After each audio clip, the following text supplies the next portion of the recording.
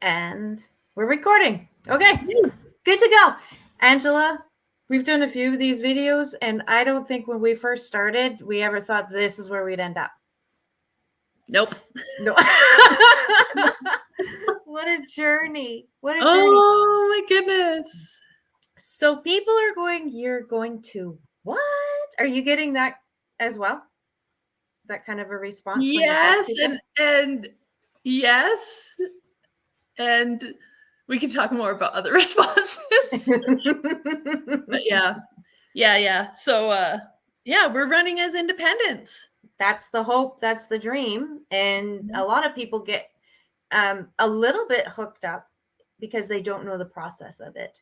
And so I've been having kind of a fun time explaining that. And then people's responses are exactly what you would expect. They go, well, that's kind of dumb. Why do you have to wait till the writ drops? Why do you have, Why do you only have a month? How come you can't start now? I was like, well, those are the rules. We can say we want to run. We can say we intend to run. We can say we're potentially candidates. But at the end of the day, Elections Alberta is the one who's going to either give us permission or not next month in the beginning of May. Right. And it is a little bit screwy when you think about it. First you think, okay, so who made these rules? Mm-hmm. Oh, yeah. So that would be under the election finance, whatever the act is, the EFDA or whatever I should know it, whatever the alphabet is that we're using. Yeah.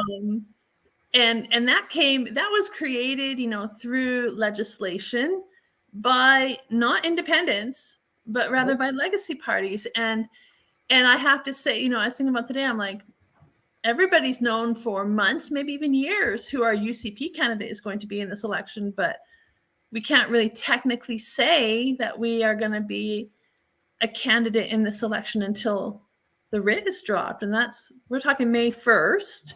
Mm-hmm. Well, and then of course we have to submit our papers to EA, and then they have to take however long they take. I'm assuming it's going to be really quick to approve them, right? Yeah. Then we're allowed to start campaigning and to start doing that stuff. And so, it's a little bit, anyways, whatever. I'll let people make their own judgment on that situation and what words you might use to describe it. But well, that's it. And it really is, you're automatically the underdog because we can't even raise one red cent, but we haven't had pennies in ever. You can't raise a loonie. You can't raise anything until you're given that approval. You can't even, nothing. So it's going to be like the shortest, most compact campaign you've ever seen. Oh, yeah. Very efficient.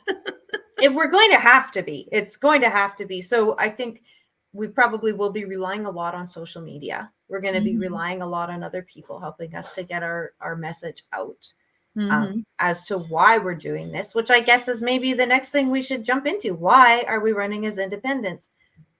Ooh, there's a few reasons there. That's a loaded question. I mean, the technicality of it is, many people know that, one, we were involved in the Wild Rose Independence Party of Alberta, that for all intents and purposes is no longer functional. We don't have to go into that as to why that happened. I will just say, you ever want to put a target on your back, just become the member of a separatist party that's actually going somewhere. We'll just leave it at that. So, you might even get sued. Right? Right.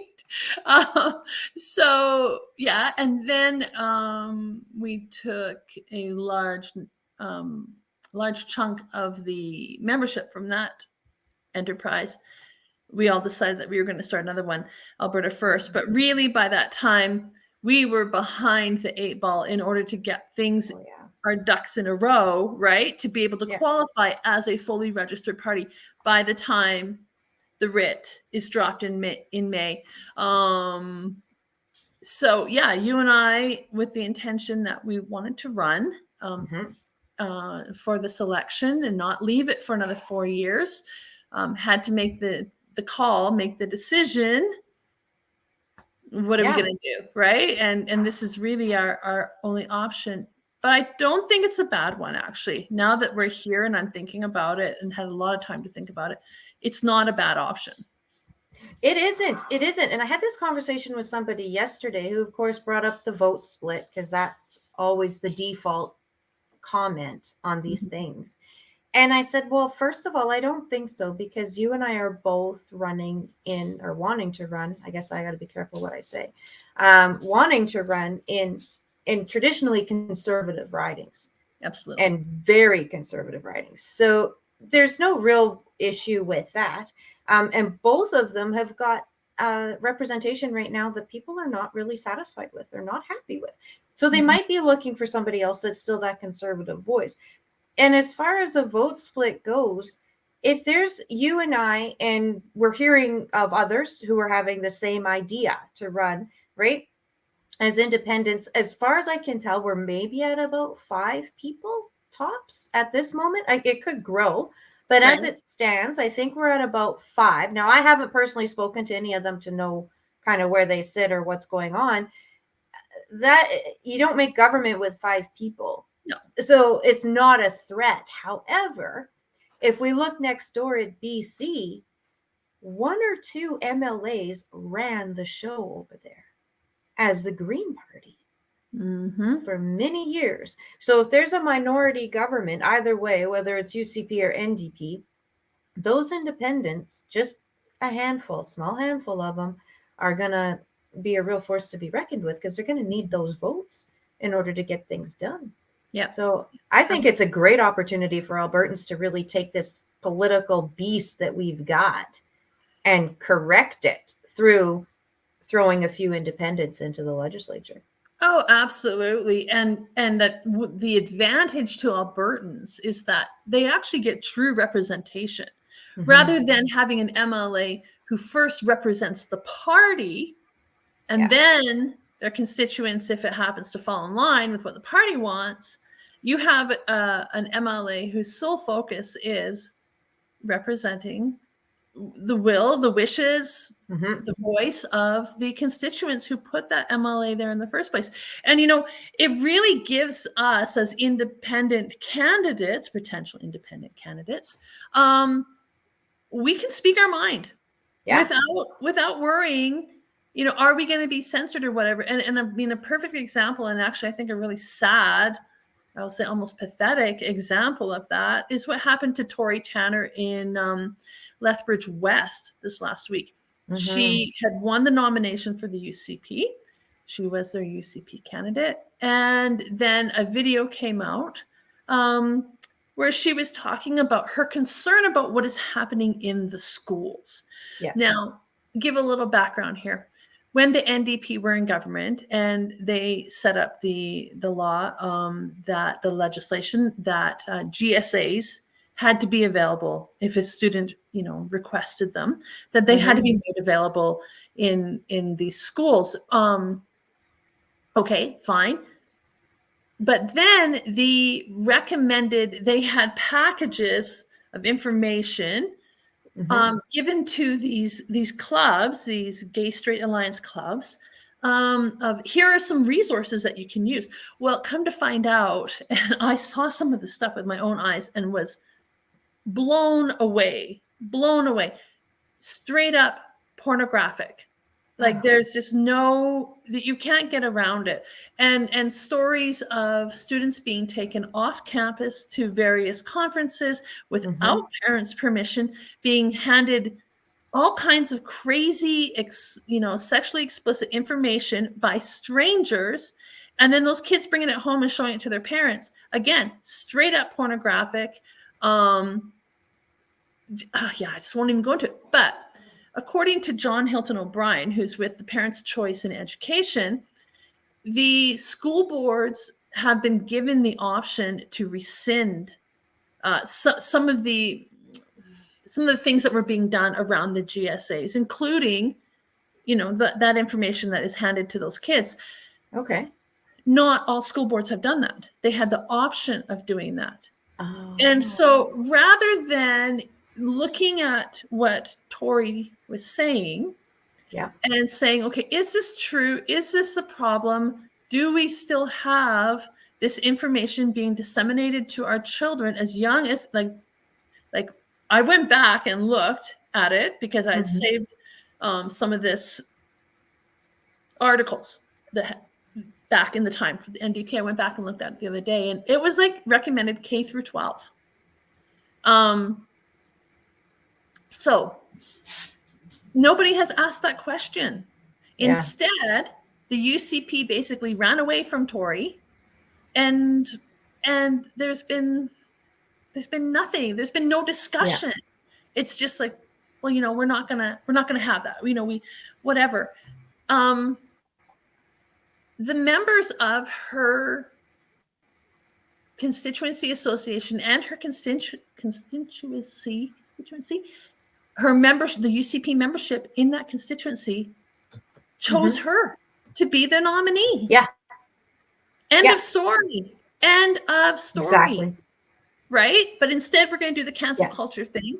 And because it could possibly reflect badly on the party, she's out. So there you go. Like, a voice has been canceled. Many people's voices have been canceled through that process. And again, it comes down to the party and the party system, and how your first devotion has to be the party, not your constituents. Yeah, exactly. And it's just so wrong. It's so wrong. I don't know that it was ever intended to be that, to begin with, but that's what it's turned into.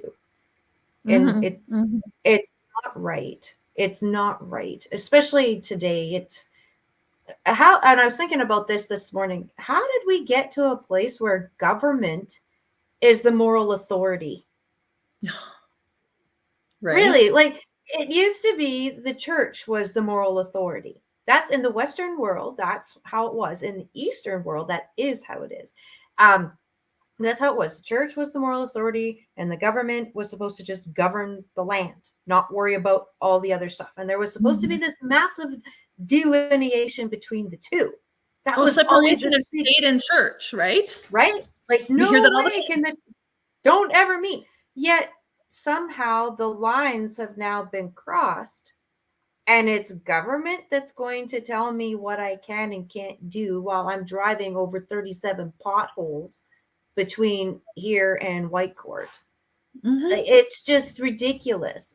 We need a real reset. Not the Klaus Schwab kind, obviously, but we need a real reset. Who is government to tell me what I can and can't do? Or say or think or whatever. And we need to get that gone and just have voices in the legislature, remembering that the legislature is a public building. It belongs to Albertans, not to whoever is governing. Right. That building belongs to Albertans. The will and the wishes of Albertans are what needs to be talked about, discussed, and voted on in that building, not whatever party leader wants to see happen and their agenda. 100%. Yeah. Well, and talking about a reset, that's another great advantage to voting for an independent, is that, independents traditionally haven't done that well. Again, various reasons. And a lot of it is the mindset that people think, well, if you're going to get anything done, you have to be a part of a party. Well, I'm looking at my riding, and there's a lot of things that have not been done, including representing the people over the last 4 years. And yet we've had a member of the legislature that has been, one was in Jason Kenney's back pocket. He was the party whip for the UCP, and now he is the House leader. And we're still not getting representation and not seeing the things that we need done. And so that's part of the mindset, but we need to, as Albertans, we need to change that and be willing to try something different. And as we do, that sends a strong message to the powers that be, the career politicians, whatever, that Albertans are done playing the game. Yeah. And that we actually want you to do what we hire you to do. And that is to represent us. Exactly. And it's just a great, great opportunity for Albertans to stand up. I mean, we've just seen people standing up all across the country, really, over the last few years with the convoys and the different protests and this and that. This is just another way to do that, to let your voice be heard. And what a better way than a vote. It is counted. It is tallied. Your vote will be seen. And, a vote for an independent might carry way more weight in the message that comes with that vote than one of 1.5 million votes that will go to the UCP or the NDP. Mm-hmm. Well, exactly. Exactly. I think another question that will probably come out of this that you and I will get is, we have historically been involved with parties that want to see Alberta independent. Mm-hmm. And I just want to make it publicly known that hasn't changed. I No. still believe in my heart of hearts that is the only way to protect the future of the people here in this province, is to be our own sovereign nation apart from Canada. 100%. In fact, I would take that even further, and I have in publicly in my posts on social media, that honestly the only way to protect Canadians across the country is really to break up Confederation, because it's just so far gone down the wrong track right now. Oh, That, absolutely. yeah. Yeah. Yeah. And when we hear all the time, well, we have to try everything else first. Well, if you know your history and you a quick read will catch you up on that. Everything has been tried. I mean, the Alberta Sovereignty Act that Ms. Smith put forward, Premier Smith put forward, it's not original. There's nothing new. She took it almost word for word from the Alberta Advantage letter that was written back in the early 2000s, I believe, by Stephen Harper and some folks with him. So that's 20 some years, right? We look at the Reform Party, the West wants in. Remember that slogan, the West wants in. Apparently, they don't want us in. Mm-hmm. They made that very, very clear out east.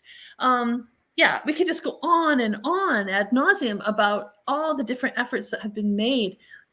And when you look at it, it's not possible. People are like, oh, we need to get rid of equalization. They don't understand that equalization is written into the Constitution. You can't just get rid of it. You have to crack open that Constitution. And if any of you are old enough, such as myself, to remember the different constitutional talks that went on in the 1980s and, the mullings about in the late 70s and stuff, that's not an easy thing to do. And it's most likely not going to happen, that we're going to crack open the Constitution.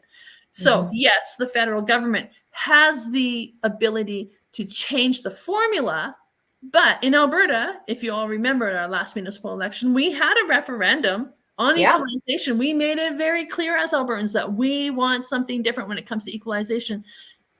And nothing's changed. In fact, last year, we had the biggest equalization transfer in Canadian history. Mm-hmm.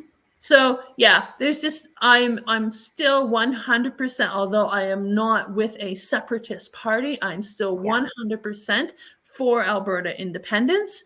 And I think that it needs to become an idea that becomes mainstream. It is a mainstream option that we need to be able to consider.